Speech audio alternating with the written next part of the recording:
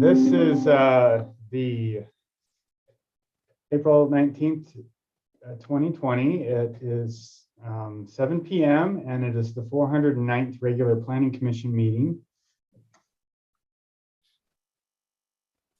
We are waiting for the vice chair to join the meeting. There he is. We'll give him a second to get oriented and then we'll proceed with the meeting. We are also waiting for the planning consultant to show up. Sorry I'm late, John. That's all right. You're only 1 minute late. So it looks like Greg Jorn has just joined. We have two planning commissioners that are going to be absent tonight, or three actually. So whenever you're ready, Todd, if you do you have board docs up, or I think I need to share my screen. I am trying to find it real quick because I had it up. And John, while you're doing that, can you hear me okay? Yes, we can. And I'm going to share my screen again and make sure I share the right one.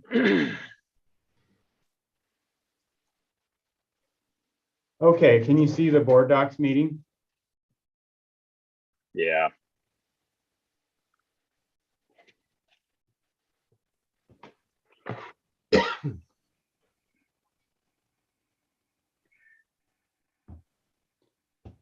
So I'm going to need a little help here. Sure. So we're on the first item is call the meeting to order. So I just go ahead and are we ready to do that, John? Yes. Okay. At this time, I'd like to go ahead and call the meeting to order. Great. Thank you, Todd. This is it's April 19th, 2002, and we'll go ahead and do the roll call. Randall Brennis. Present. Thank you. Brian Roth is absent. Ben Dawson is also absent. And Dennis Olson is absent. Curtis Nelson. I believe he's in attendance. Did we lose him? Present. Oh, there we go. Great. Thank you, Sorry, Curtis. I had to unmute myself. Leroy Wagoner. I'm here. Great. Todd Reiswig is present. He's the vice chair. And then we also have Christy Sugar, who's our administrative assistant, in attendance. Lisa Neisel, the city clerk, is in attendance. And then we have Greg Dorn, our planning consultant, with us tonight, from Greg Dorn and Associates. The next agenda item in opening items is public comments. So do we have any public comment at this time, John?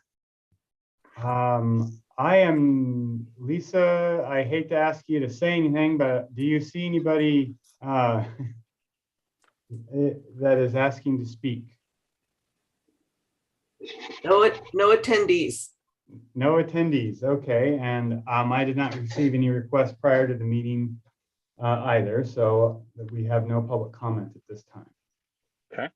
So if I understand it correctly, then the next item on the agenda is to approve the consent agenda. Is that correct? That is correct. So on the consent agenda, we have approved the minutes from February 15th, 2022. Approve the agenda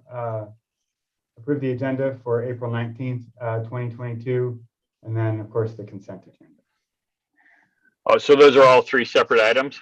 I was just reading off what is part of the consent agenda. Okay. Do we have a motion to approve?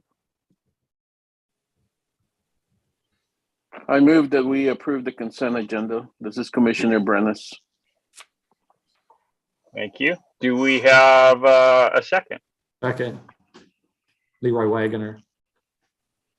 Thank you. Any opposed? Does that mean, does that carry it, John, or am I missing something there? I think that carries it. That works. Thanks. Lisa. Awesome. So then, if I understand, we move on to the regular agenda, which would be the Affordable Housing Development Code updates and the multifamily tax exempt portions of our agenda. Is that correct, John? Yes. All right. So do we motion to do that, or do we just start out? We'll just move into it. So Thank you. We have Greg Dorn tonight with us. He has prepared a memo, which I'll pull up here in a second. The memo itself is based on from the Regional Housing Action Plan.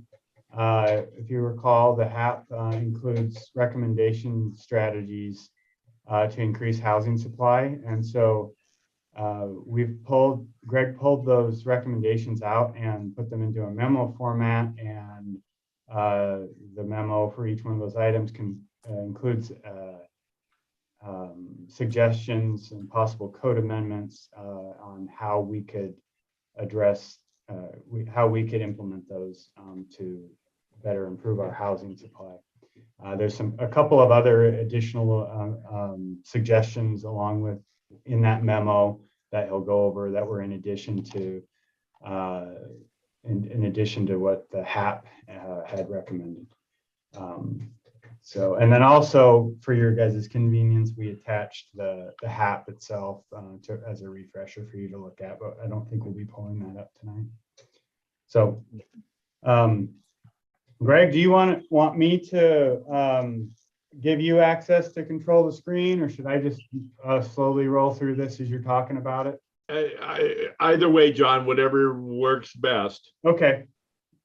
Well, we'll just keep the screen up as it is right now. And Greg, if you want to take the floor. Okay.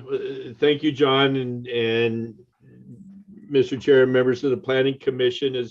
As John said, the Housing Action Plan included a number of recommendations on code changes that could be made that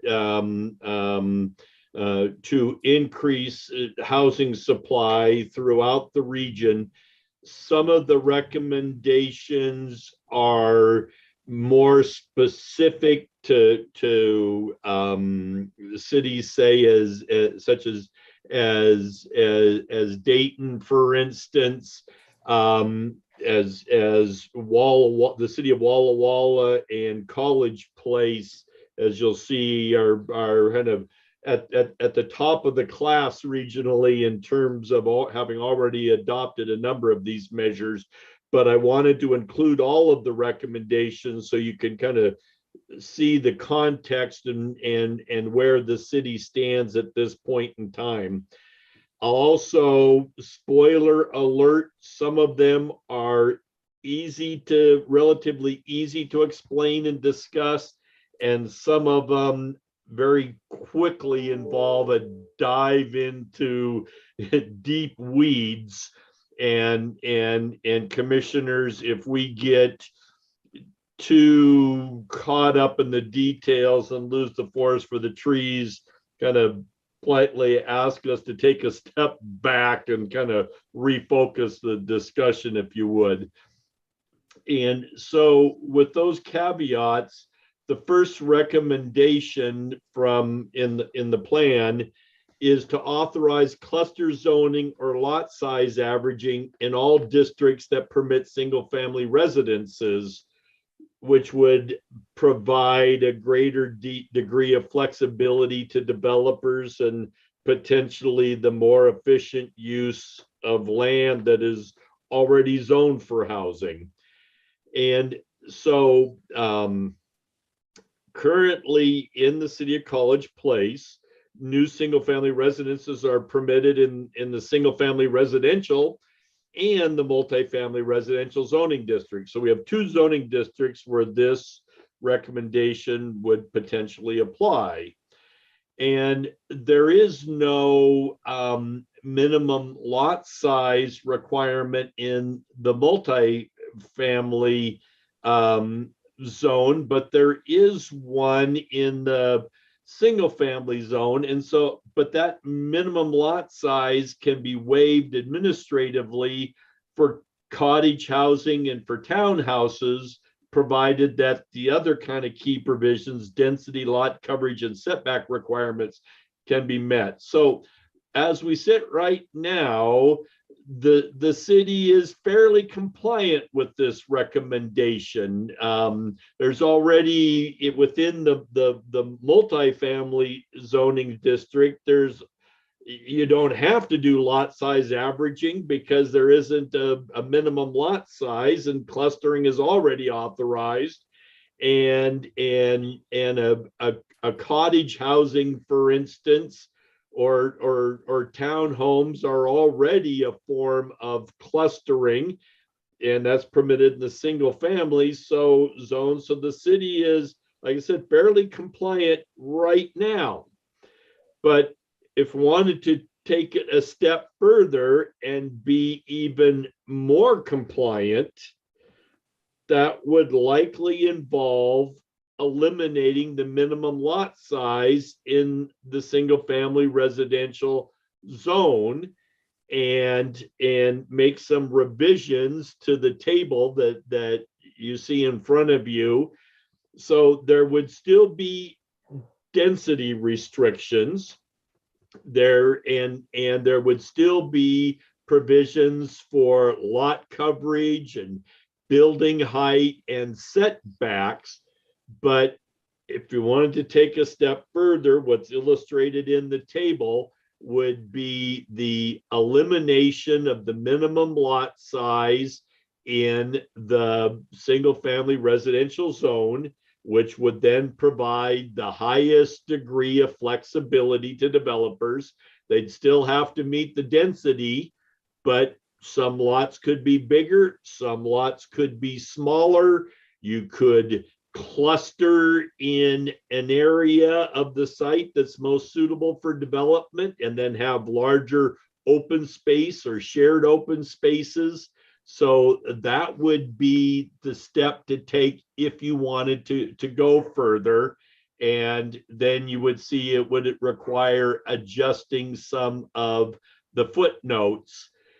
The single family residential zoning district is the only zoning district in the city that establishes a minimum lot size.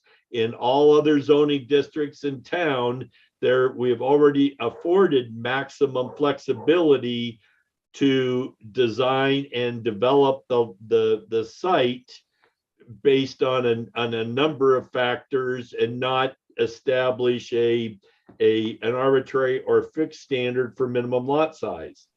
On the other hand, I recall from a few years ago when there was the policy in the comprehensive plan calling for the merger of the R60 and R75 single family residential zoning districts into a single zoning district. And I remember the planning commission at that time had considerable discussion about what an appropriate minimum lot size should be and whether there should be a minimum lot size. So I recall the arguments that were made regarding the benefits of a minimum lot size in the single family residential zone. But I also am aware of the discussions that are occurring throughout the country regarding what is consistently now being referred to as a housing crisis, and a recognition that traditional approaches to zoning may need to be reconsidered in order for communities to be able to provide as many housing opportunities and options for affordable housing as possible. And John, if you could, well, never mind, I can do it on. So that you see what it would look like if it was done this is kind of the most complex or detailed of all the recommendations. And so there's no time like the first one to jump into the highest degree of detail. So I'll stop, John, to see if you have anything that you'd like to highlight. And then otherwise, I would be open to any questions or comments from the Planning Commission. I think the only thing I would add, Greg, is that as you know, the first idea is, well, you know, to eliminate the minimum lot size, but to take it a step back, you know, there are some steps that we could take in that direction, and one of them would be to eliminate like the minimum lot size requirement for duplexes, and which we have at 7,500, and lower that, not eliminate it, but lower it back down just to what the minimum lot size of the zone is, to that 6,000 square feet. That would be an alternative method to what's proposed. I think that's the big thing that I would point out.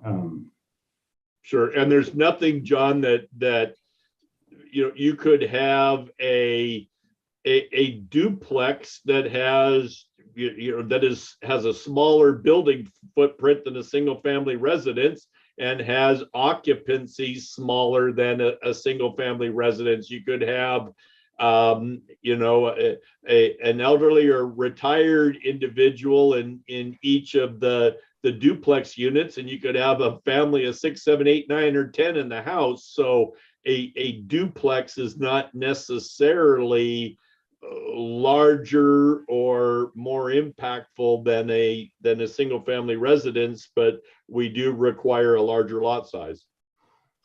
Well, and the other thing too is that we essentially have already eliminated the minimum lot size on infill development. We use that density. So, you know, if you've got, let's say you got an 11,000 or a 10,000 square foot lot, there is a possibility that you could get 2 lots out of that based on using the density. And so, and we've seen that take place. That we have a couple of short plats that have occurred in the last couple of years that have taken advantage of that. So we kind of, like, as Greg kind of pointed out in the beginning, we're already kind of like this hybrid of elimination of that minimum lot size. Any thoughts by the commissioners? This Commissioner Ricewig, I have 3 clarifying questions. Assuming that anything in red is either being added or struck out is the proposal. Is that correct? Yes.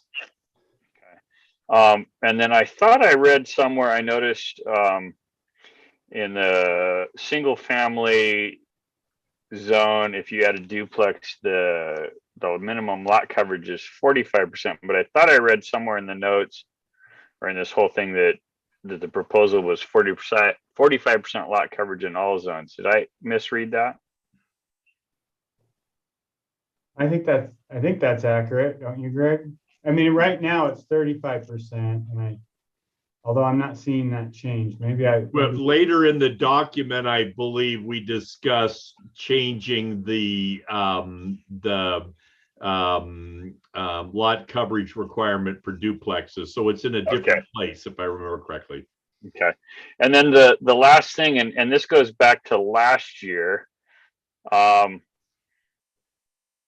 If my memory serves me correct, I thought we had increased our density for multifamily because in one of the previous codes it had reduced it, and I thought we had increased that density for multifamily.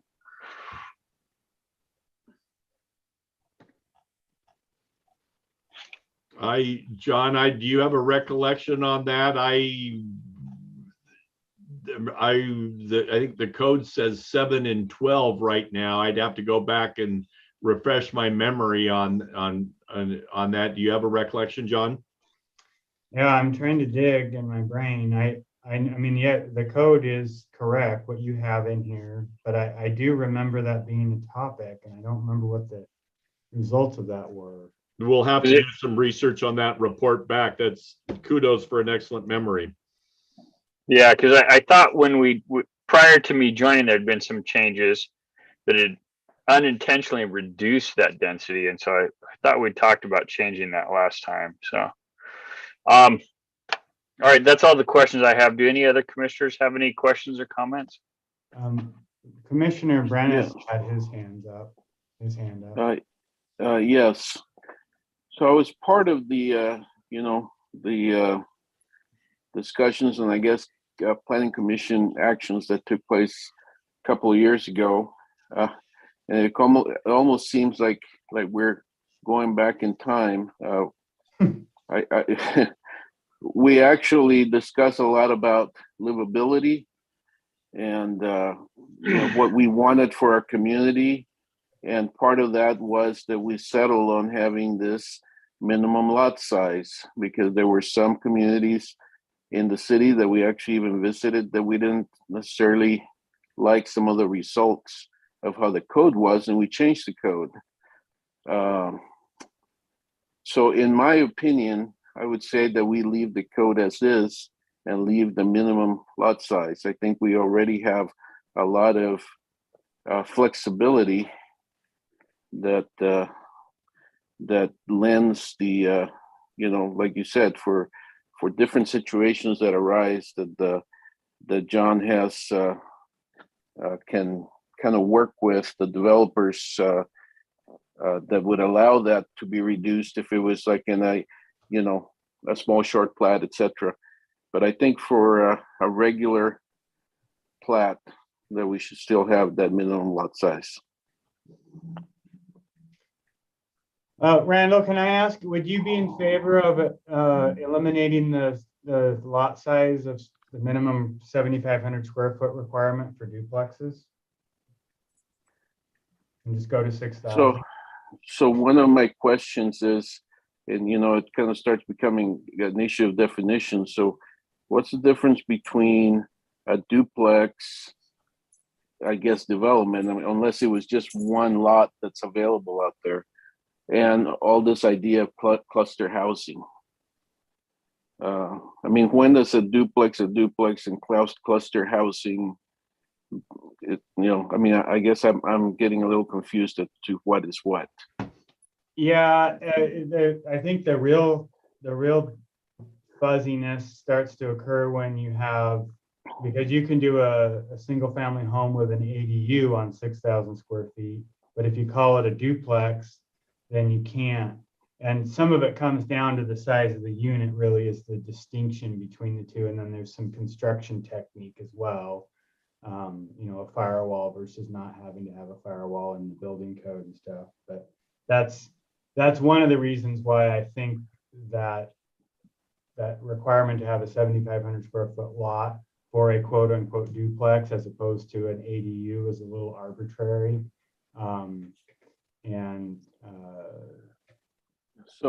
So part of, I think, the discussion we've had is, again, thinking about, and again, depends on what that product that somebody's trying to do is. But if we say that a duplex, for instance, could be a 3-bedroom duplex or unit on one side and a 3-bedroom on the other, in a sense, it's almost like a small single-family residence, 2 single-family residences that are attached. And that's where we started thinking about, that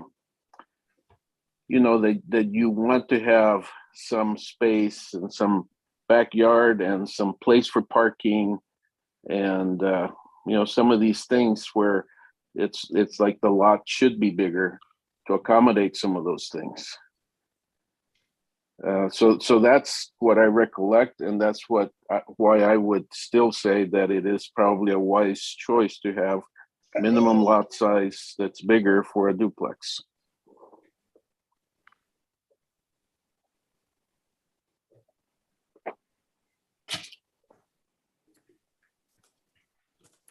Yeah, I would add that, Commissioner, that your comments are highlighting a discussion that's occurring in a number of cities and why kind of the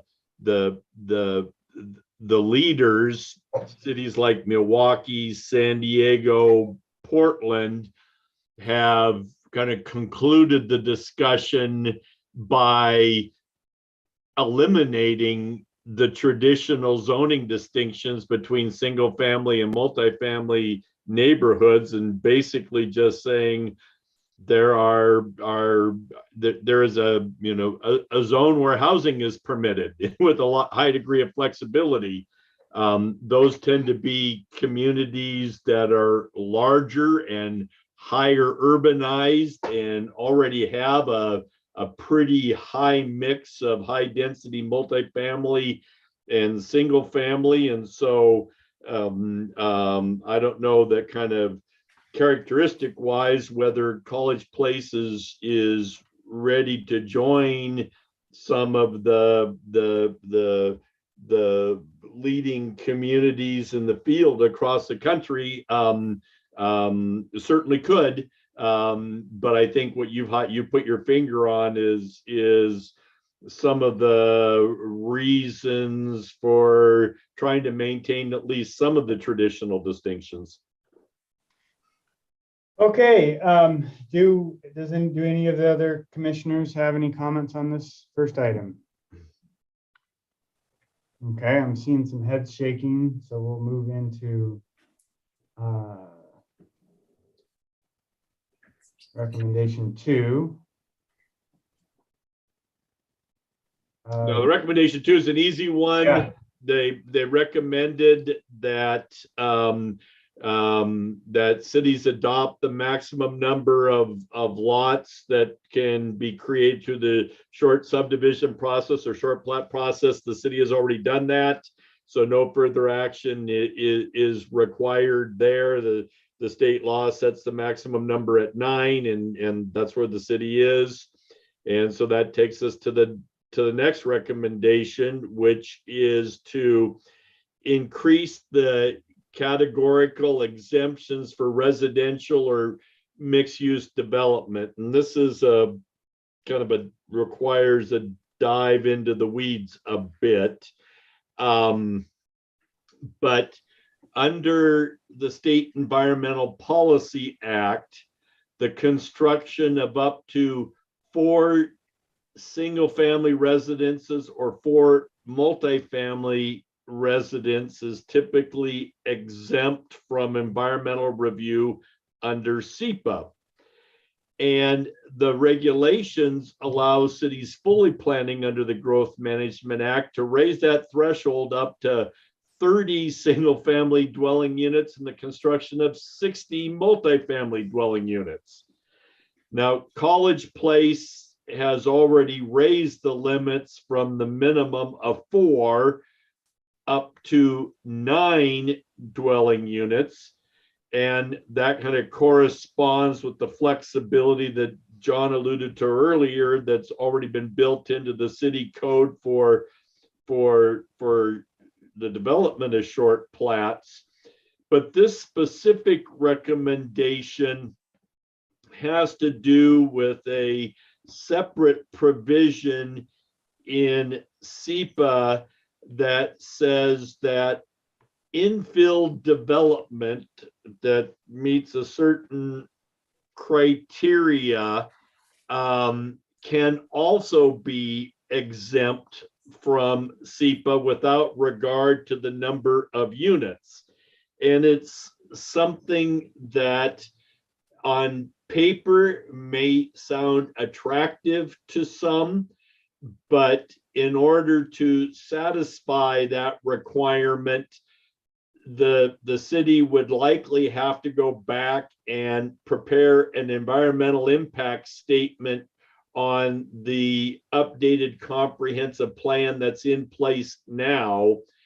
And it seems like the city would incur a lot of time and expense to revisit something where there is room under the more simple and straightforward method that's allowed to raise the thresholds for the exemptions under SEPA. So you don't have to go down the rabbit hole of what's an infill development and prepare an environmental impact statement on the city's comprehensive plan.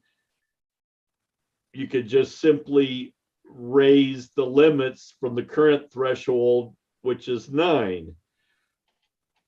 However, should also say that the city relies heavily on the environmental review process in SEPA to make sure that new developments are designed to minimize or avoid potential adverse impacts, and should impacts occur, to make sure that they're adequately mitigated. And this is especially important when dealing with traffic, preservation of open space, and preservation of environmentally sensitive areas. And if the city were to significantly increase the exemptions from SEPA, it would likely require the adoption of mitigation fees and potentially more stringent regulations, or the city could be in a position where new developments could be proposed and the city would not be able to adequately avoid or minimize adverse environmental impacts. And I know, and I have followed the debate, and I have heard an argument that the environmental review can increase the cost of housing, but I have heard that argument, but I am not sure that I could point to specific instances where the environmental review was inappropriate or unreasonable. And I have to say, and John or others certainly disagree, but in my experience, I find that SEPA is a valuable planning tool. It's based on sound planning principles, and knowledgeable developers are not adverse to going through the process to make sure that projects are well and thoughtfully designed and implemented. So it is a recommendation. There are 2 paths. If the planning commission was so inclined, I would recommend looking more at simply just exempting a higher level of new housing construction. But I could see, for instance, that the construction of 30 new single-family dwellings or 60 multifamily dwellings could have an impact. And I'm not sure that the benefits of exempting those projects from SEPA would necessarily prove to be in the best interest of the community. But John or members of the Planning Commission certainly don't hesitate to disagree or to offer another perspective on that. Yeah, I mean, I think that, you know, that this is an option for us. I think it's warrants a more in-depth discussion, and if there's interest in pursuing it, I think it would probably be something that we would want to tackle as a separate item, you know, probably in the next review cycle, maybe in 2023. It really, you know, in addition to, you know, preparation of an impact statement, environmental impact statement, we really would need to have impact fees established to address, so that we could do a you know, per lot or whatever for like traffic mitigation or whatever parks, whatever the impact might be, so that you can. The benefit of eliminating the SEPA process, I suppose, from the developer's point of view, would be speeding up the process of review. The developers are still going to be on the hook for doing, you know, TIAs and, you know, stormwater reports and all those things that do end up, you know, adding considerable expense to a development. But those are my thoughts on it. And it looks like Commissioner Ricewick has some thoughts or questions as well. I do. A couple quick clarification. When it's talking about housing units, is that per lot or per development or short plat? It would be per development, which could be a short plat or a full subdivision. It would apply at the lot creation stage, most typically.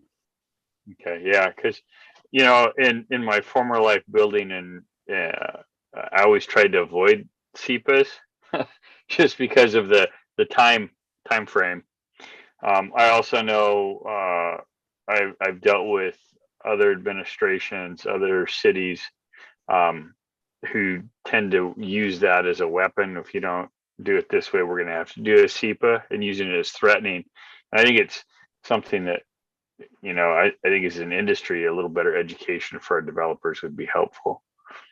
But thank you. I wasn't sure if that was per development or per lot. So, and I'd be curious, based on your experience, when you say try to avoid SEPA, I have found that that in most instances, environmental reviews result in a determination of non-significance or a mitigated determination of non-significance, because developers don't want to go through and prepare an environmental impact statement, and so they look for ways to design projects to avoid and minimize impacts. And so in that case, it becomes kind of a win-win situation, because preparation of an EIS definitely adds time and definitely adds cost and a degree of uncertainty. And so whenever faced with that, I've always super high degree of frequency, developers say, let me see what I can do to get to DNS or MDNS. Yeah, I remember one specific case where the project was requesting a fence that was taller than, it was an 8-foot fence instead of a 6-foot fence. And we were told that we were going to not just do a variance, we were going to have to do a SEPA, and they were basically presenting it as a very long, lengthy, challenging process. And that's where I think, and I think John does a much better job than some of the folks I dealt with in the past, but I think that's just where that education piece comes in for our developers. Thanks, Mr. Reiswig. Looks like Mr. Brannis has his hand up. Well, I was just generally going to agree, with Mr. Dorn's assessment. I think that the SEPA, although I guess it can be discouraging for some developers, especially if they're not, if it's a one-time developer or smaller developer. But at the same time, I think it kind of produces a due process that protects the community. And so without even thinking about, that I'm in the planning commission or anything, just as a citizen of the community, I think that I would be, still in favor of having a SEPA process that I know a developer is following a process that the city can review, and that there would be mitigation and etc. So I'm, I guess, kind of siding a little bit with leaving it alone. Okay, any other comments before we move on to the next item? Okay. So housing plan recommendation number 4 calls for the authorization of at least one duplex, triplex, quadplex, sixplex. Don't know what happened to the fiveplex, stacked house, townhouse, courtyard apartment on each parcel in one or more zoning districts that permit single family residences, unless the city documents infrastructure or physical constraints. And the city already, as we previously noted, there are 2 zoning districts that permit single family residences, the single family and the multifamily. And this is already permitted in the multifamily zoning district, provided that density, setback, lot coverage requirements are met. And as we also noted, even to a certain extent, duplexes and townhomes are provided in the single family zoning district. So as written, the code is consistent because it says at least one zoning district, and the city has at least one zoning district and a part of another where it's permitted. If you wanted to go beyond this, then we would need to look at the table of permitted uses for the single family residential zone, and we would need to add things like triplexes, quadplexes, other forms of multifamily housing in the single family zoning district. That's an option. Another option would be to permit multifamily in the single family zoning district. And if we eliminated the minimum lot size as previously discussed, then basically what we'd have is two residential zoning districts just with different densities. So that's another approach. But as the code is written now, the city is consistent with this recommendation. And I think the question would be, would the Planning Commission be interested in going beyond where the city is now and going back to that point of discussion a few minutes ago of basically further blurring the lines between single family and multifamily zoning districts?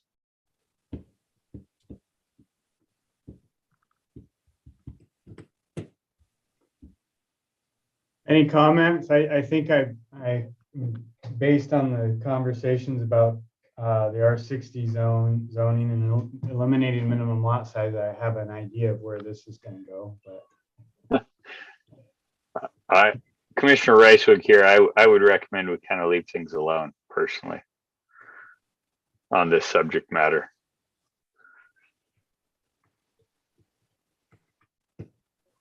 And I second that thought.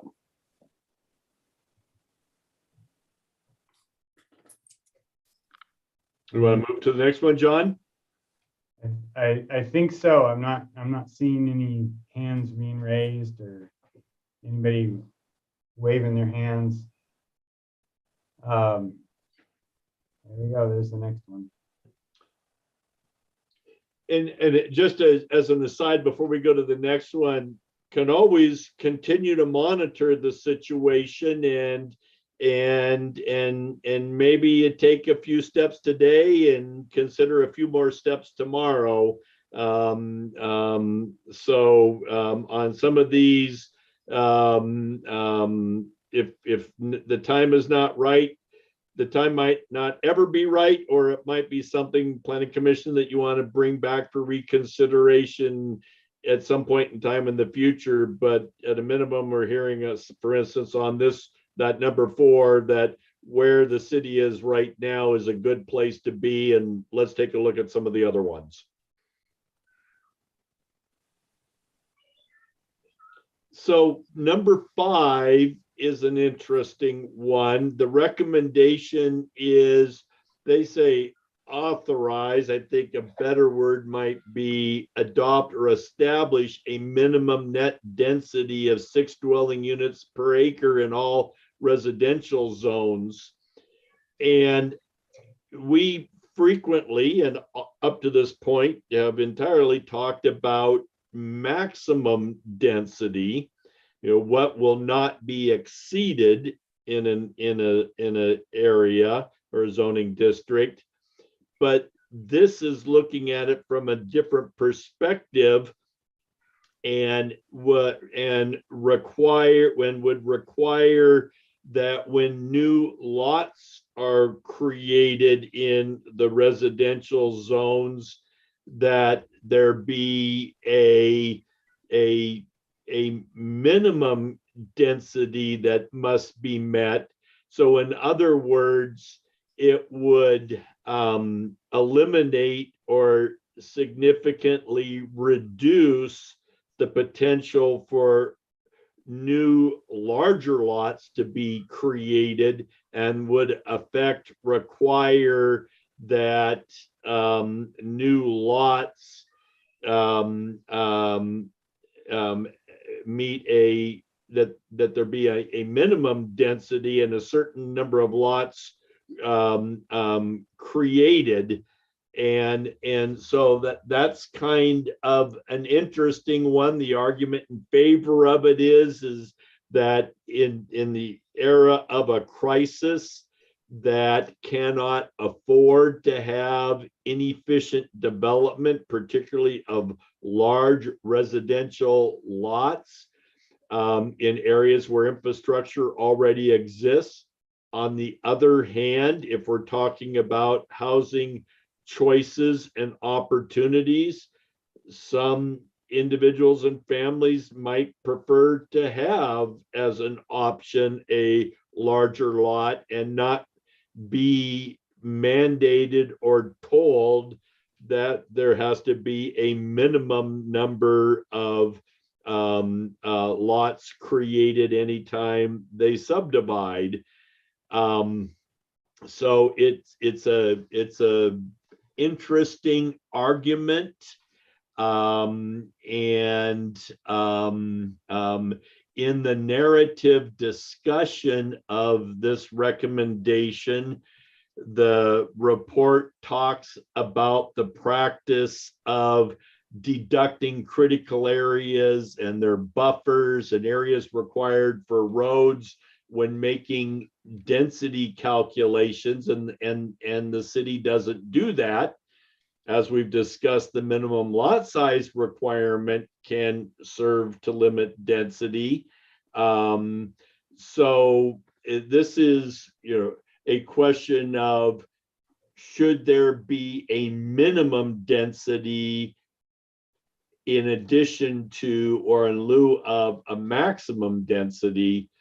Some communities have gone so far as to eliminate density requirements and rely on building setbacks and lot coverage and parking and the like. But that's a different issue. This is one, if, for instance, there was a minimum density of 6 dwelling units to the acre, that would mean that you'd effectively have to have, you could not have a lot smaller than 6 or 7 or larger than 6 or 7,000 square feet. And it would preclude the notion of somebody, for instance, taking an acre and dividing it into 4 quarter-acre lots. So that's what the heart of this is, minimum density, as opposed to our previous discussion on maximum density. Commissioner Reiswig has his hand raised.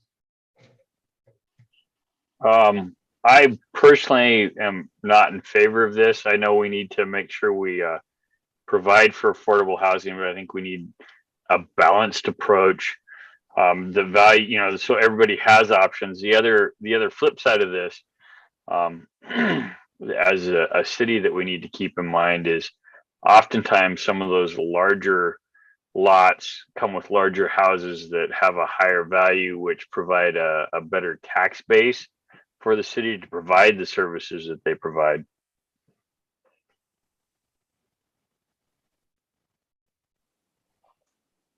Commissioner Brennis?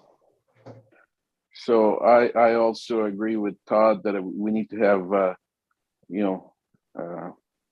a choice, and choice for some people might be that they want an 8,000 square foot lot, or maybe even a 12,000 square foot lot.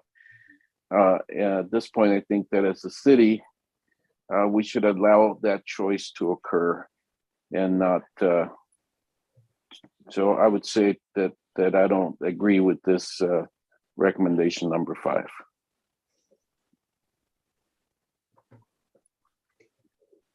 I just wanted to voice my opinion too, John. It's having worked for numerous engineering firms where developers come to us, to work out spacing and size of lots, configuration, et cetera, et cetera. It's pretty difficult sometimes, and it would be, I think, extremely difficult in this particular case to meet some of the desires and standards that the developer would prefer. And I've seen a couple cases where, the whole subdivision on that particular acre might include an existing house or something else on that site, so it preclude being able to do it anyway. So I'm just thinking I don't really particularly care for this myself. Mhm. Thank you. Anyone else? Are we ready to proceed to number 6? I think so. Looks like it to me. Perhaps a little more simple or narrowly targeted recommendation: remove the minimum on-site residential parking requirement for accessory dwelling units. The city currently requires that if an accessory dwelling unit is to be provided, that an additional parking space is to be required, and 2 additional parking spaces are to be required if the accessory dwelling unit is greater than 600 square feet and attached to or located within a primary residence. And so if this recommendation were going to be implemented, it could simply just eliminate the requirement to provide an additional parking space in the standard sized accessory dwelling units, which is 600 feet or less, or for all dwelling units. And another option would be to not eliminate it, but provide for a waiver of the requirement if the accessory dwelling unit is within a fixed distance of a transit route or of the university campus, for instance. And frequently we see different things like a quarter-mile walk or a 1-mile walk. And so 1,320 feet would be a quarter of a mile. So, and 600 feet would be a block in the city. So whether it was those numbers or another number, this goes back to the sense that requiring additional parking for accessory dwelling units may be discouraging additional accessory dwelling units, and by eliminating or allowing for some waiver, that it could increase potentially the number of accessory dwelling units within the community. And so John, if you have anything to add, otherwise open it up for comment from the commissioners. No, I'd just soon hear from the commissioners on this one. Looks like Randall, Mr. Dennis has his comment. I'm thinking that I'm very opinionated tonight, but that's why we have you guys as commissioners. So I guess the one thing that I could potentially see, which was not necessarily, I think, an option presented, was that maybe we maintain the requirement for 1 extra space regardless of the size of the ADU. So in a sense, not requiring the 2 spaces for ADUs over 600 square feet. However, I still, one of the reasons, frankly, that I'm living where I am is to some degree, I'm escaping from a large city. I'm escaping from Portland, Oregon. And I've seen some of these, planning things implemented there, and I've seen the problems that come with it. Even if you are close to a bus, it does not mean that that person, especially let's say even if it's a student or a young person, that they don't have a vehicle. They may walk to school. They might even choose to ride the bus to school, although probably in this environment, not likely. But they still have a vehicle that needs parking. In Portland or in some larger cities, people choose to ride the bus because they're usually going to downtown or some other place where parking is basically not available, or university campus with very limited parking or very expensive parking. So they take the bus or ride their bike. However, a lot of those students do have a car and they need to park somewhere. And if it's other people, I think it's the majority or a large majority would have a vehicle to park. Once you remove that requirement, then you end up with a lot of on-street parking. And again, that starts creating issues for the neighborhood. So, the one again that I could potentially support, it would be to say, okay, you have to provide one additional parking spot, regardless of the size of the ADU. But that's probably as far as I personally would go. Mr. Ricewig has his hand up. I actually agree with almost everything Commissioner Brenna said. Parking's been a battle for me, trying to redevelop older buildings and looking at other stuff. But I think it's essential. I actually like the idea of a parking spot for an accessory dwelling unit, regardless of the size. I think one of the challenges as we're redeveloping some of our cities, or some of our city streets, it's changed the dynamic of our parking. For example, down College Avenue, we lost a lot of on-street parking. And I know on C Street, while it's much nicer, it feels a little more tight quartered when you get people parking on the street. And I would say we should at least keep a spot for an accessory dwelling unit.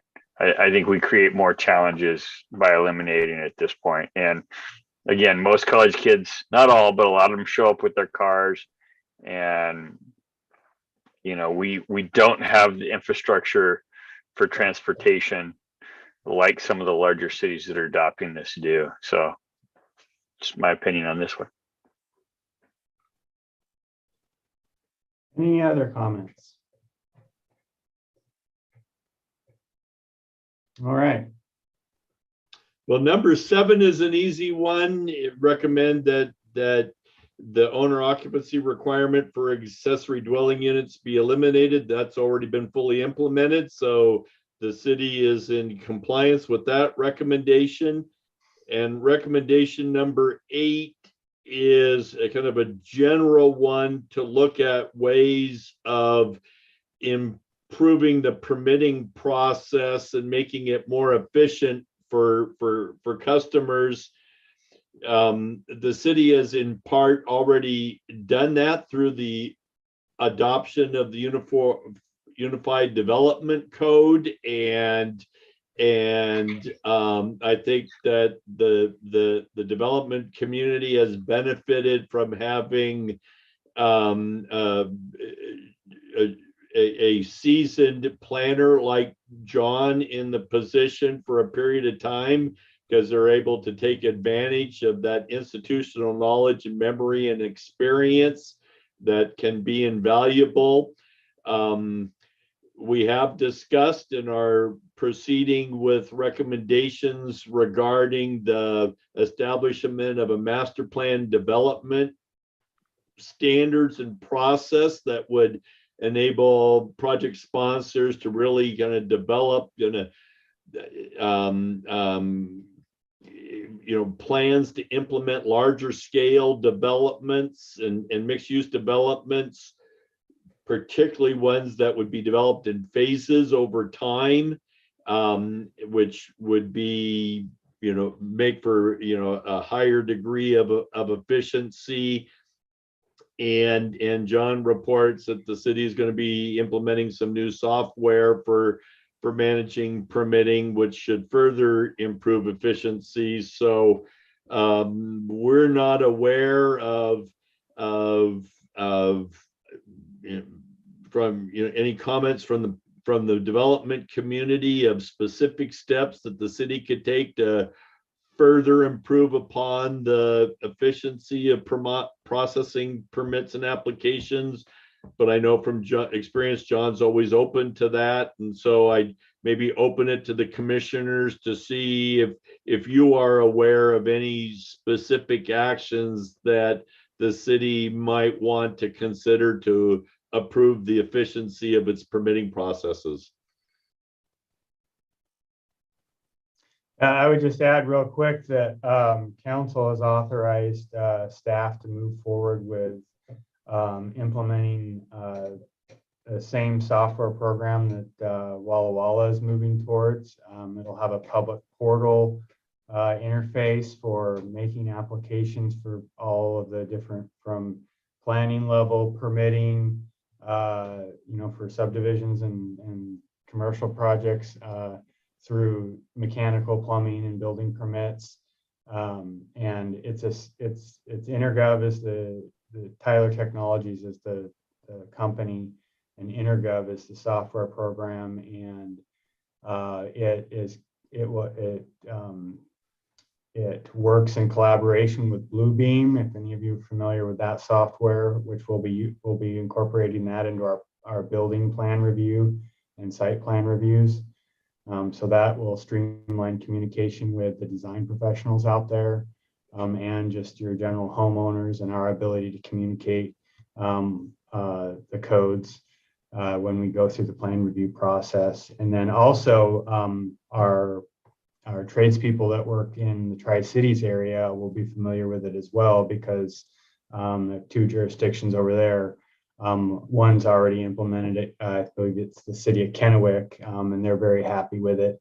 And the second one, I think it's Richland, is in the process of going live with it. So we're excited about that. It's going to take a process to get it up and running. It probably won't be until the summer of 2023, but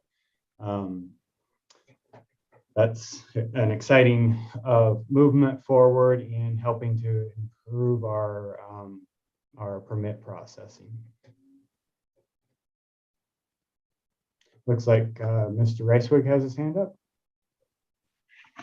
Lots of questions today. Does this allow for submission of electronic documents that would then allow you to not have to go through the process of extensive duplication and submission of paper documentation for plans? Yeah, through the COVID, process, trying to continue to conduct business, we pretty much went paperlessly through submission of, PDF documents. And we use Adobe Pro to communicate a lot on, on those documents and write notes and stuff. But yeah, we'll continue that process. It'll all be electronic submittal. We'll still have the ability to work with, our local homeowners that may struggle with that, and assist in that process. But yeah, for the people that do a lot of business with the city, I think are going to be really pleased with it. Mr. Brennis. So a couple of ideas. I don't know if the city's already using it, but just one is developments like Homestead, where a developer has several houses that they're going to be repeating in the development. Does the city already have a process to where they already come and say, okay, we're going to do plan number 5, and that's already been checked, and so they don't have to go through the plan checking process? Well, kind of. They do on those large developments that have repeat plan sets that come in. We do an initial plan review on each one of those floor plans and get those comments back to their designers so that when those floor plans come in,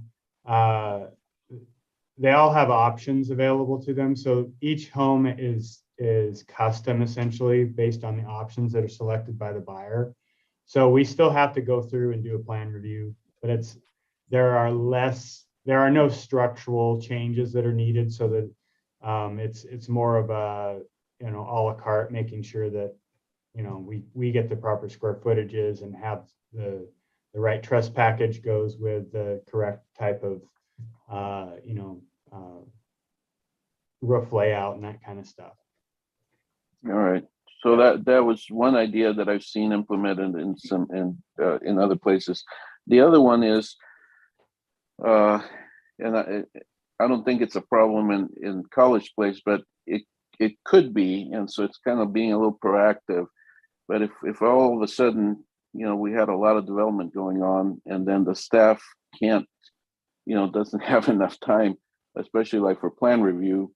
One of my thoughts has always been the city should probably have some process to where a developer could pay some sort of certified plan reviewer, plan review company professional to say, okay, it's been reviewed by this firm.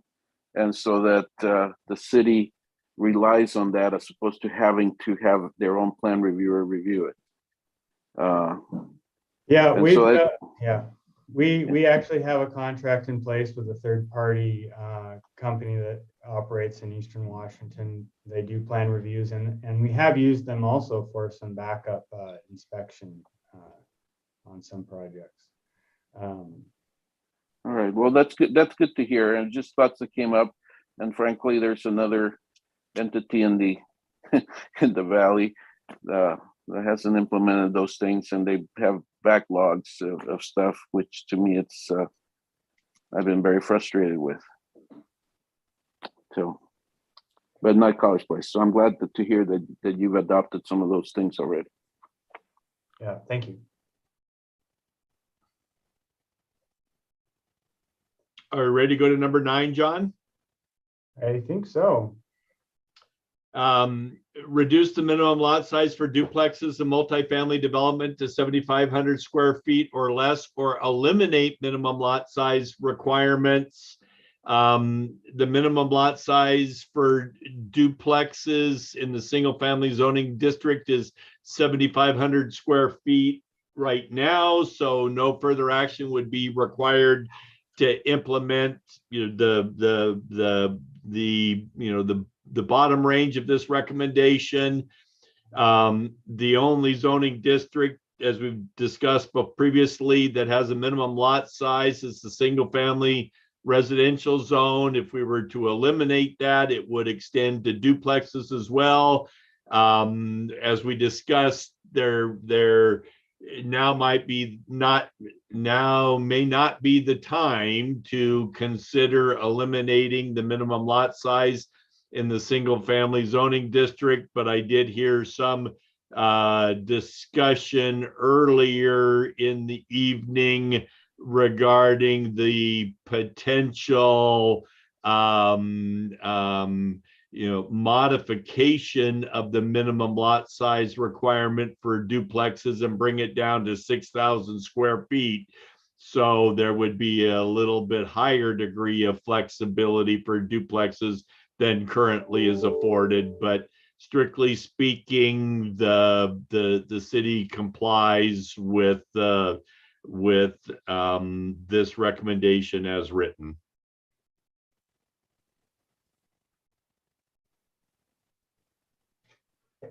I'm not seeing anybody raising their hands. I think on this one, I from a staff standpoint and my professional experiences, especially now that we allow accessory dwelling units, I don't see a lot of distinction between the two, a duplex and accessory dwelling unit. I get what Randall's saying about you know, the possibility of a 6,000 square foot lot with having 2 3-bedroom units on it. But I think once you apply your setbacks and whatnot, I think you might end up with more of a, you know, smaller units, maybe 2-bedroom unit duplexes, as opposed to maybe a 3-bedroom house that might have a 1-bedroom accessory dwelling unit. And I think I'd like to see a little bit this move forward to allow a little bit more flexibility on allowing duplexes on some smaller lots. And I think those would end up being based on the setbacks and lot coverage requirements that we still would end up having. Those would be small duplexes as opposed to a typical 3-bedroom duplex setup.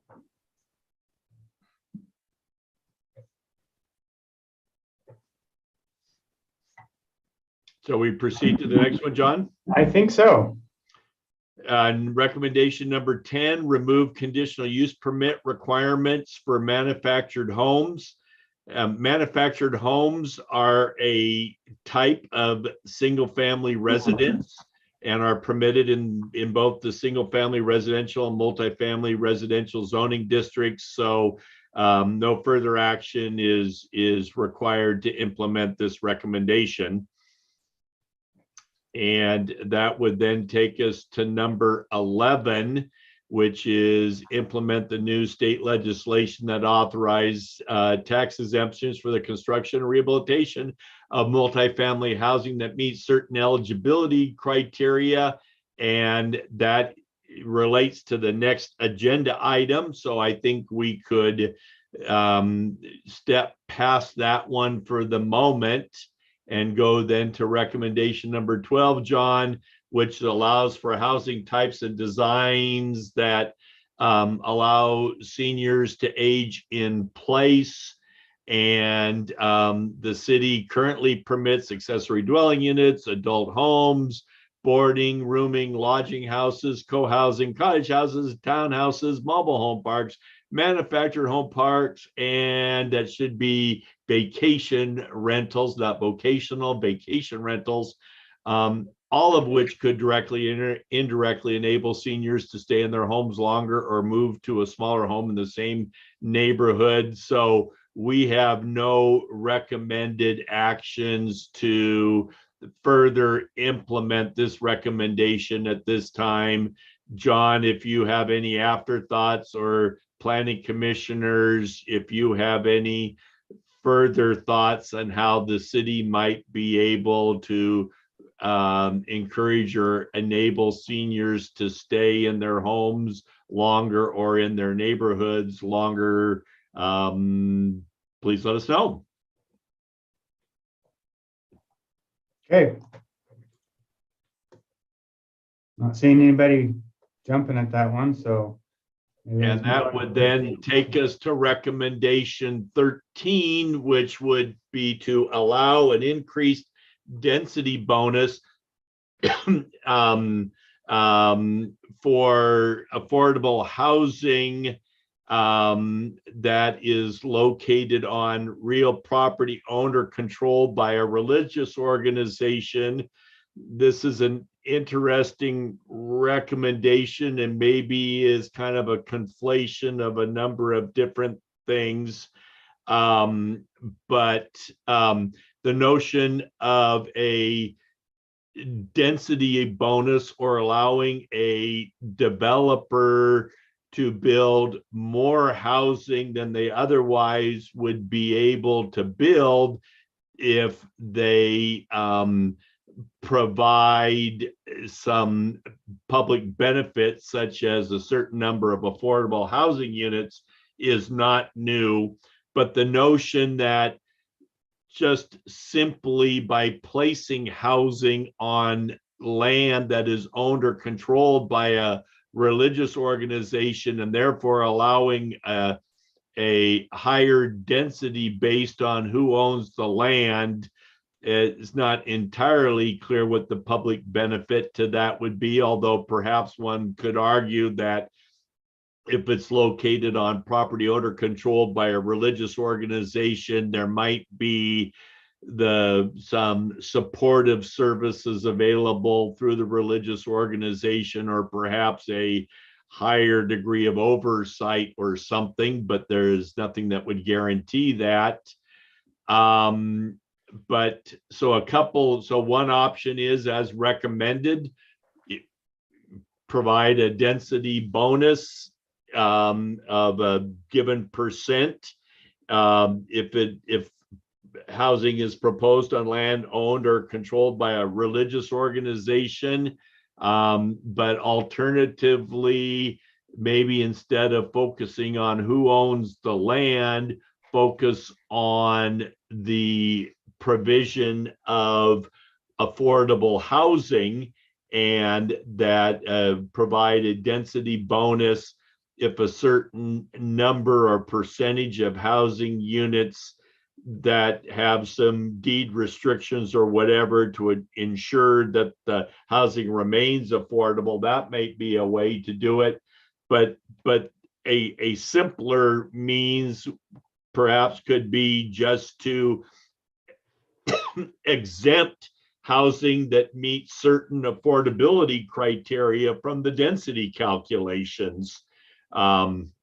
And once again, you'd have to have criteria to make sure as to what constitutes affordable housing and to make sure that it remains affordable housing. But let's say if you had an acre and we're going to build 12 dwelling units, which is the maximum allowed under the zoning, if you were a developer to propose to increase or to provide 4 additional affordable dwelling units, then under this last methodology, they could end up with 16 dwelling units to the acre, provided that the 4 of them are deed restricted as affordable housing, and they wouldn't count against the density calculation. So those are a couple of alternative ways of looking at this recommendation, but it is a bit curious or thought-provoking as to the original premise, which is to provide a density bonus based on the ownership of the land. All right, Mr. Rennes has it. Yeah, so I just even wonder whether it'd be legal to give a preference, basically discriminate on the basis of you being religious versus not, as far as the developer. So, just off top of, I just don't even know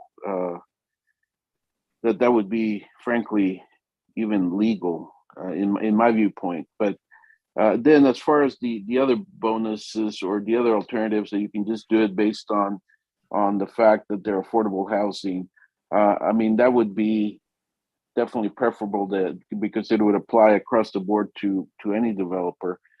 However, I guess I have issues with that because that's almost basically saying, okay, if housing is for affordable, quote unquote, affordable housing, or if it's housing is in a sense for poor people, then we can now not have the same livability standards that we have for the rest of the community. We can reduce those standards. So it's almost like, okay, if you're poor, you don't deserve to have the same standards. And so in that respect, I actually don't like those ideas. So that's my opinion. Commissioner Icewick.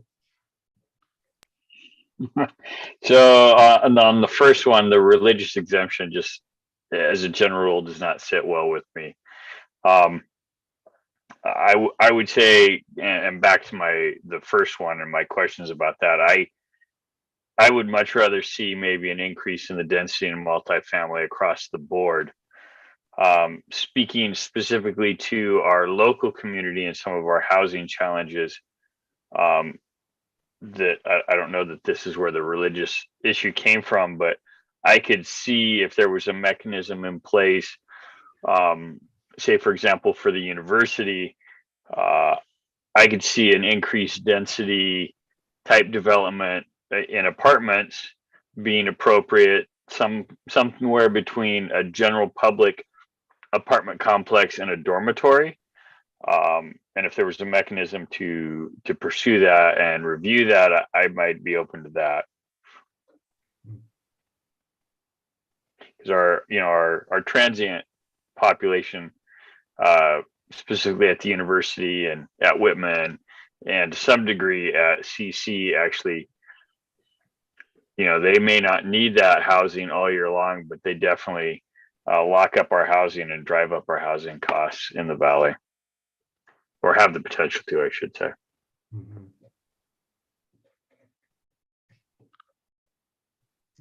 Any of the other commissioners?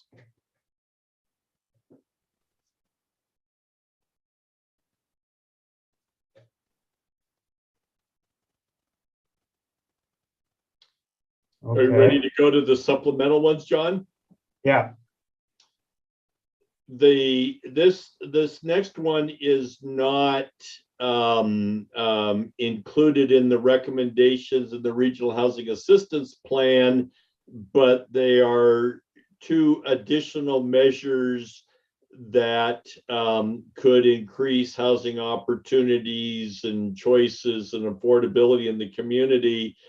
And a general comment, and it really, I think the last discussion item highlights it, is, things like increasing the density based on who owns the land in an effort to increase housing supply is a pretty indirect method.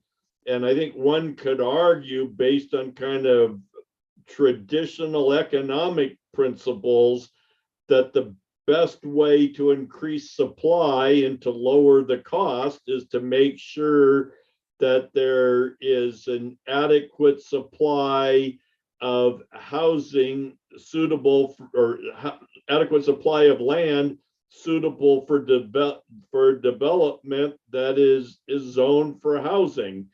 And one of the things that the city has really struggled with, and Walla Walla has as well, is some outdated county planning policies that restrict the supply of housing. But let's start with first things first, which is right now, multifamily housing, or the recommendation would be to allow multifamily housing as an outright permitted use in the general commercial zoning district. Right now, it's permitted in the multifamily residential district, the downtown mixed use district, and the university zoning district. But multifamily housing is only permitted in the general commercial district when it is part of a mixed use development that also includes commercial uses. Now, the standards that you see there, I think, are well reasoned and are based on regulations in other communities. And in certain instances, there's a market demand and land that lends itself to this kind of development. But it is interesting to watch, and even in Spokane, the market is really struggling to embrace the notion of mixtures of commercial and residential development or uses within a single development. And under this proposal, it would allow for property owners and developers to have more choices regarding what constitutes the highest and best use of property that is zoned for general commercial. And in the case here in College Place, there are several vacant commercial parcels that are vacant and have been vacant for a long time, and are and potentially may remain vacant for a long time because they're just not really suited for general commercial. Now, an argument would be that maybe they should be rezoned, but another argument would be to simply list multifamily housing as a permitted use in the general commercial zoning district, eliminate the mixed use requirement. Property owners or developers could still propose mixed use developments if they thought that constituted the highest and best use of the land. Otherwise, it would just add to supply of the land available for multifamily development. And one could argue, well, what happens if that results in all of the remaining general commercial land being developed? Well, one could respond by saying, well, then that would certainly strengthen the argument to the county that there needs to be adjustments made to the College Place urban growth area boundaries to allow for more general commercial land, and that the city shouldn't be penalized for stepping up and trying to find ways of encouraging more multifamily development. So those are some of the arguments, pro and a con, but simply stated, the supplemental strategy would be to list multifamily housing as a permitted use in the general commercial zoning district.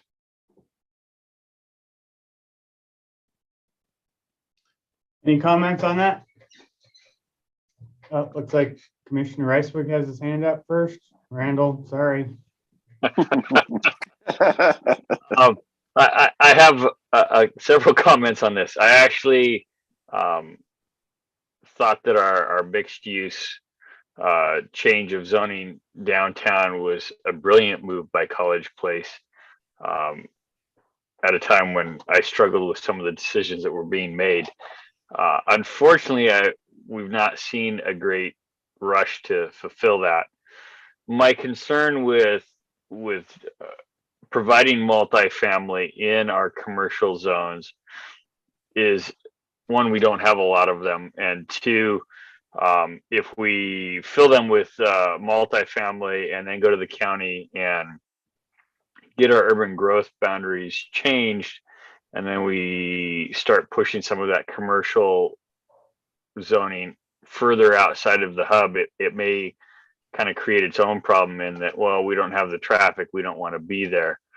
I think, my personal opinion is, I think a better approach is, and I'm guessing we're close to, if not beyond, the time where we should be readdressing our urban growth strategy with both the cities and the county.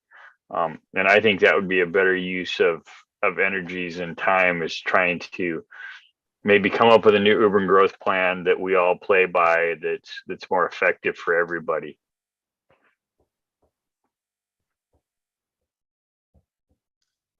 Mr. Brennis. So Todd kind of touched on one of the issues that I have, and that is that there are certain parcels that are currently commercial that if they were to go away and become basically multifamily, then where is the commercial going to be placed? I mean, some of those parcels are in major arterials or close to the highway, in areas that, trucks can easily maneuver into and out of, and those kinds of things. If those particular parcels end up being multifamily, then we end up with the issues that, okay, now we have another commercial zone elsewhere, which probably will end up putting trucks potentially through residential neighborhoods or through, so I think it opens a bunch of issues. So I think we need to really carefully consider before we amend this to allow where those other commercial zones would be. Where is the land that might fulfill that requirement for the city to make sure that there is such a place?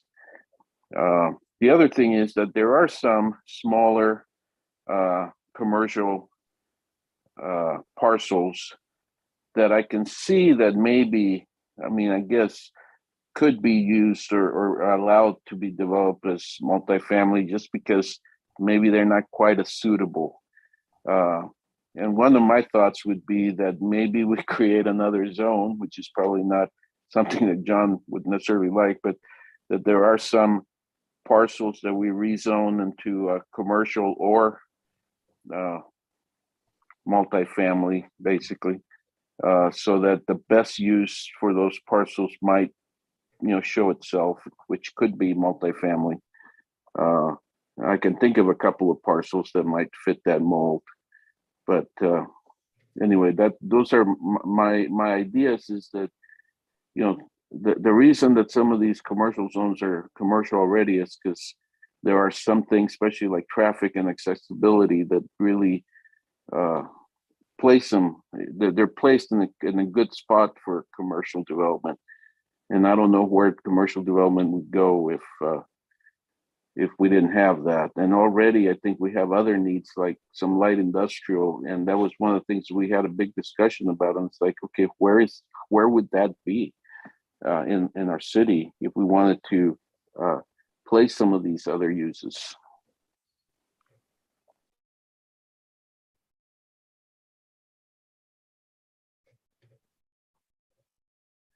Any other comments?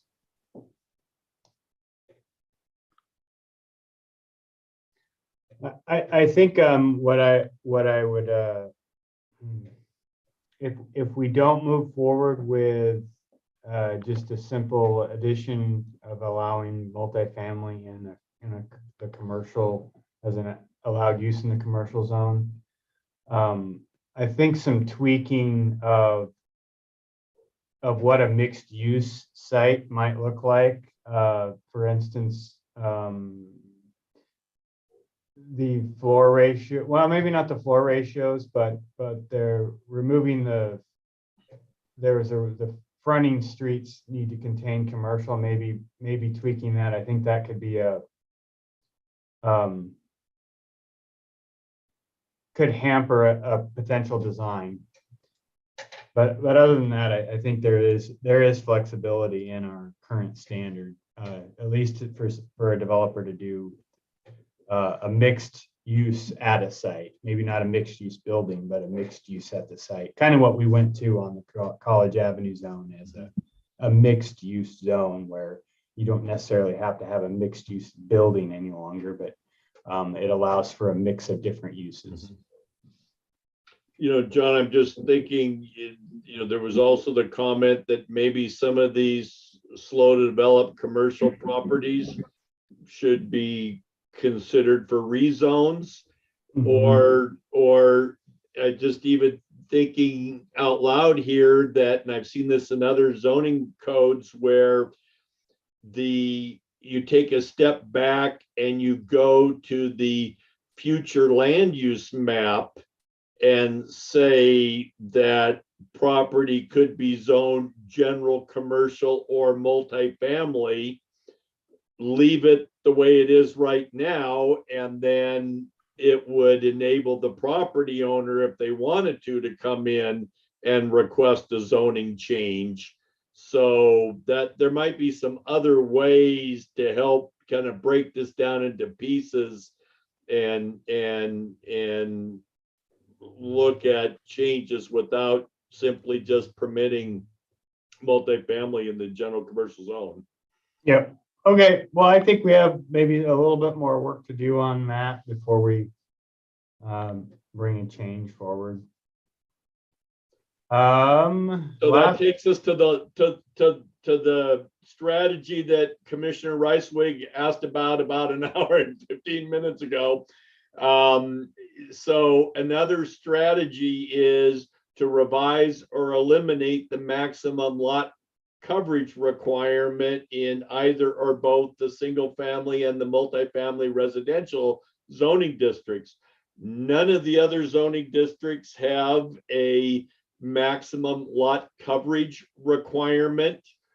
All parcels have to comply with applicable stormwater management standards.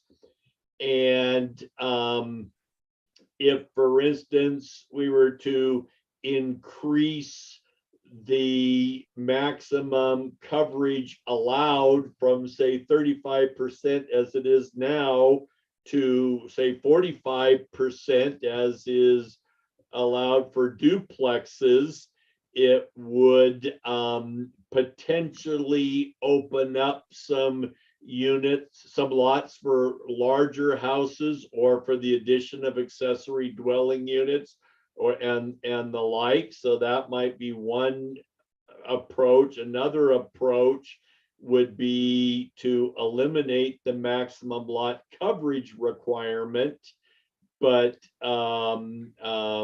you would still have to comply with setbacks and make sure that there's adequate provisions made for stormwater management. So there's a couple of different ways of approaching this issue, but it involves examining what is the basis for a maximum lot coverage standard and is there room to revise it?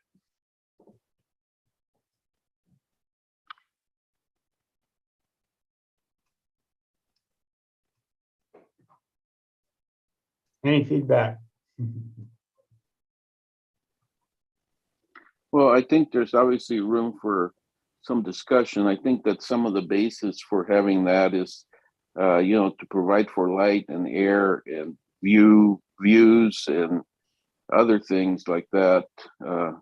Opportunities for, a residential area for there to be a yard that kids could run around and play in, or somebody has a dog to have a place to run as opposed to, we're going to have a structure that will fill within 5 feet on each side and 10 feet in the back, and the rest is a structure, for instance. Anyway, I think that there are some reasons for doing that in residential zone. Can it be increased? Perhaps so. I think that's something we need to potentially discuss if it's an area that people are interested in discussing. Mr. Ricewick. I actually like this one.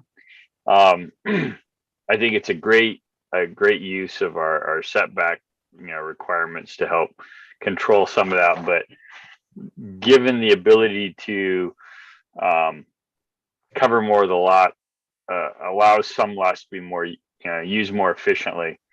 I would say at a minimum, I would like to see that raised to 45% across the board. But me personally, I'd like to see that eliminated and utilize the setbacks to control some of that.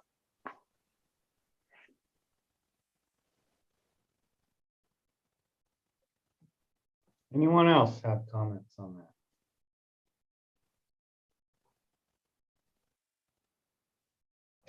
All right. Oh, Mr. Ricewick had another comment. It looks like, or you still have your hand. There you go.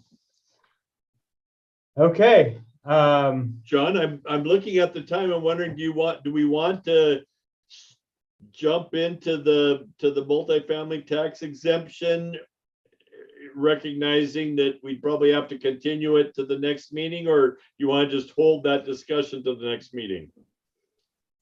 I think all we're looking at is the map, the boundary area. So I think we should be able to have a discussion about that and keep the meeting under 2 hours.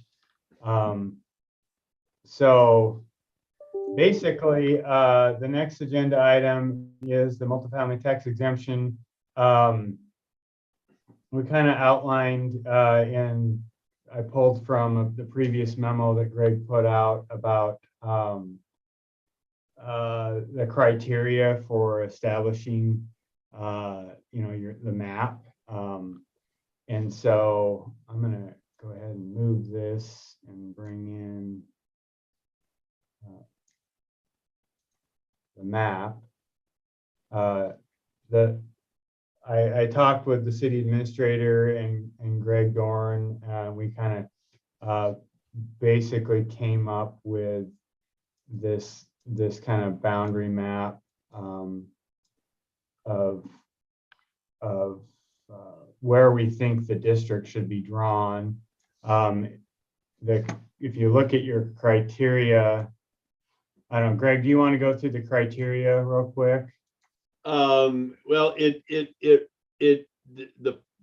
key provision is to identify urban centers, and the key kind of words are compact identifiable district, where there's a variety of uses and services. And so you've got some commercial and offices and government uses and the like. You've got public facilities and as well as housing. And there has to be some basis for determining that there is a lack of affordable housing in that area, which would probably in College Place, given the work that was done with the Regional Housing Assistance Plan, would be relatively easy to document because the answer would be everywhere. And then the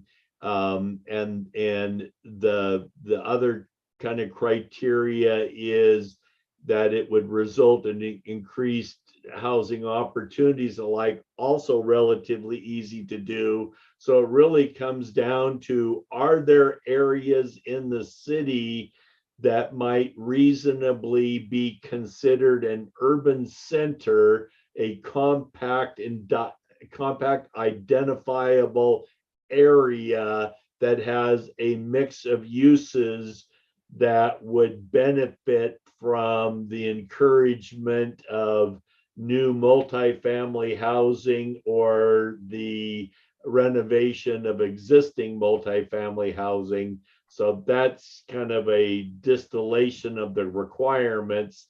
And based on that, John, if you want to pop the map up, it identified some areas where that might be. We had generally defined areas in a memo to the Planning Commission that included the downtown mixed-use zoning district. It's a district that by its definition includes a mix of uses. So that might be an area. The university district is another possibility. The multifamily zoning district is a possibility, but interestingly enough, this is an area where the maximum density would have to be increased to take full advantage of the tax exemption. We just discussed the commercial zoning district, and we've discussed potentially master plan development sites like the McKiernan Christian property. So you can kind of look at it based on zoning districts, which is a way of maybe meeting the compact identifiable district, but you can also just kind of pop the map up and kind of stare at the wall for a while and see that there might be some areas that aren't necessarily limited to certain zoning districts, but are areas that might also meet some of these attributes. So John, do you want to pop the map up? Yeah, can you not see the map? I do not. I don't know if others can. I do not. Oh, did I stop sharing it or something? Let me share again.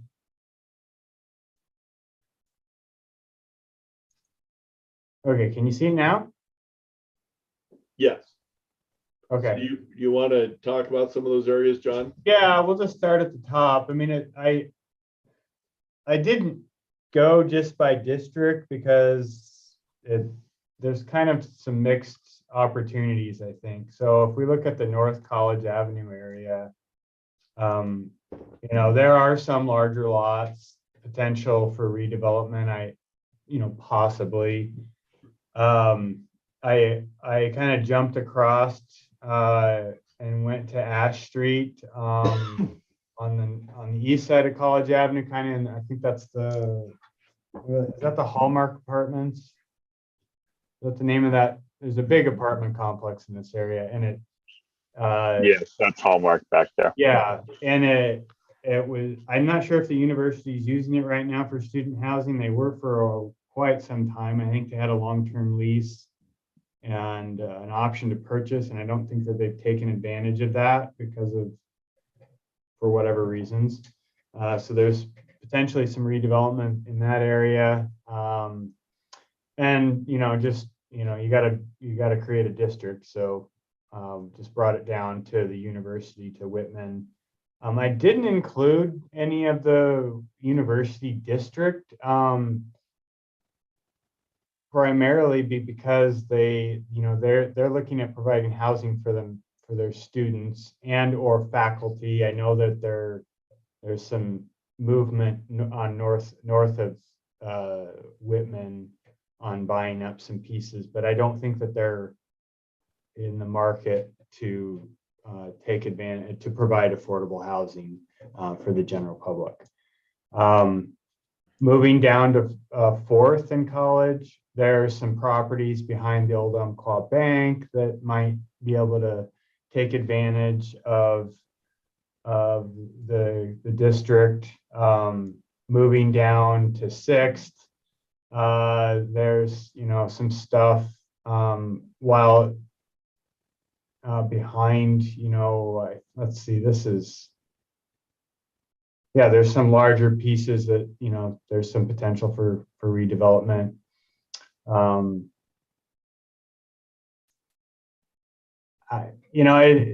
It would take some effort, but there is some potential in this area. I didn't bring it down south of 10th because, that's Andy's. And a lot of the homes along College Avenue in this area are in pretty decent condition, and the lots aren't that great in terms of size. So I didn't think that there was a lot of potential in that area. And then while this is a commercial zone down here, the McKiernan property, it's such a large piece of property that I think it has the potential for some sort of mixed use development that could take advantage of the tax exemption. And so I thought that would most likely be a good candidate for a site. And it also, I think, is on that College Avenue corridor. There's shopping around, there's, the schools.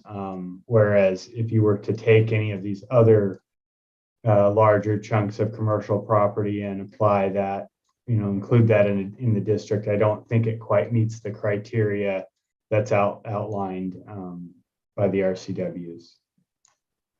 So those are kind of our thoughts on that, and of creating the districts, kind of these areas where we have the blue.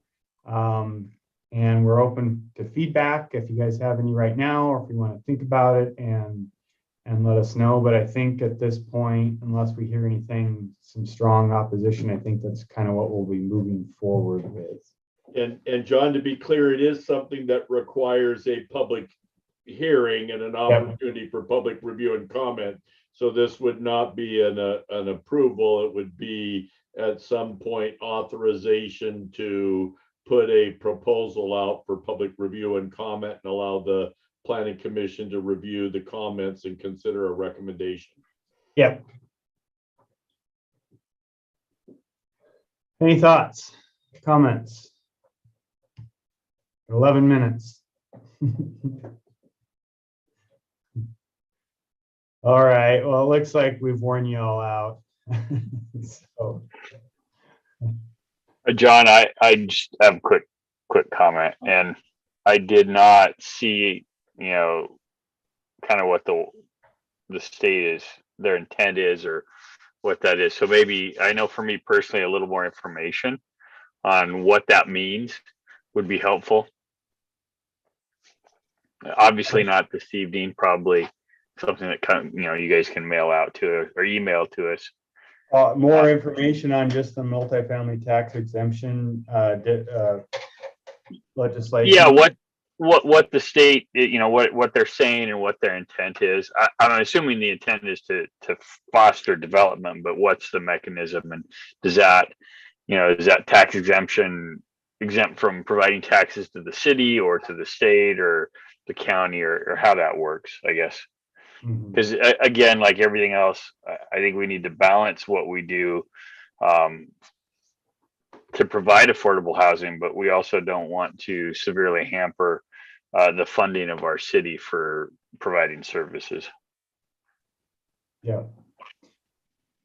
Well, we can certainly, I think we went over this a couple months ago, and don't remember if you were at that meeting or not, but we can make this another topic for discussion. I think, Greg, if probably what we need to do is kind of bundle it all together as kind of a final draft, and probably just have it as one discussion item for the. Yeah, and I think maybe along those lines, we say things like an 8-year or a 12-year tax exemption, but maybe just provide a hypothetical example of what taxing districts would how would the deferral affect or the exemption affect taxing districts, so to help kind of illustrate what the potential benefits are, and to assess what the economic consequences of realizing those benefits. Yeah, that would be helpful for me, and I may have missed that conversation before, John. You may be right. Okay. Any last parting comments? Can you guys see the agenda item again now? Or do you still see the map? I see the agenda item, John. Okay, great. Well, one last report, or just kind of to update you on where we're at with our public meetings. We are at the next council meeting on the 26th. We will be transitioning to hybrid mode for public meetings. So any council members that want to attend in person will be able to do that. They'll be at City Hall council chambers. And then any of them that are not comfortable meeting in person can still remote in via Zoom. The public can, again, if there's a public hearing, they can attend via Zoom, or they can come in person at the meeting. And so all of the commissions will be transitioning into that, starting basically on the 26th going forward. We're also going to be in the process of renovating the council chambers. So very shortly after we open back up at our normal council chambers, we're going to be holding those meetings over at the fire department in the training room. So, but at any rate, there will be the option to attend in person at our next planning commission meeting. Our consultants most likely will still take advantage of the luxury of Zooming into the meetings. So we're excited about that, and hopeful that we won't run into a bunch of technical issues, but we've done some test runs and it seems to be working out all right. So, and then one other thing is that we are no longer adjourning meetings, because apparently a lawyer that didn't have any thing better to do determined that was not the proper way to end a meeting. And now we, I guess, conclude our meetings, which doesn't sound right to Christy or I. But that's what we've been told to do, is to conclude. So, Mr. Ricewig, if you would like to conclude our evening, So I think we would all. So does that, I'm assuming that still requires a motion and a second to do that, or? is it- Yes, let me go to that for you. There you go. Yeah. Right. That's the general process is a motion to Yes. Same process, different language. All right, so I actually can't read that one on my screen, but so actually before we do that, do any of the commissioners have any other comments or questions before we call it an evening? With everybody's silence, I assume that we are done. So I appreciate everybody joining us this evening. So without further ado, I propose, does anybody propose or to conclude our meeting this evening? A motion to conclude, I should say. I move that we conclude the meeting, or whatever the term is. You got it right, I guess. All right. Thank you. Anybody second that? I second that. Thank you, Commissioner Brennis. I guess with that, we have concluded our meeting. Is that correct, John? It is. Thank you. Thank you. All right. Thank you, guys. Have a great evening, and we'll see you next time.